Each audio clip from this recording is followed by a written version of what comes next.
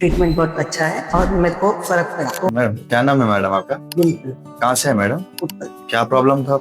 Slip disc कब से था मैडम? 5-6 ईयर से है। अभी कैसा है? कितना सेशंस करवाए हमारे पास? 10 सेशंस अभी कैसा है? अभी फर्क है। एक आउट ऑफ 100 कितना परसेंट रिलीफ? 90%। 90%। अभी हमारे दूसरा फॉलोअर्स के लिए क्या सजेशन देना होगा ट्रीटमेंट के related? Treatment was very good, therapist also is very good. Treatment बहुत अच्छा है और मेरे को फर्क पड़ा, तो मैं सजेस्ट करूंगी कि सब लोग आकर यहाँ पर ट्रीटमेंट कराएं। Thank you.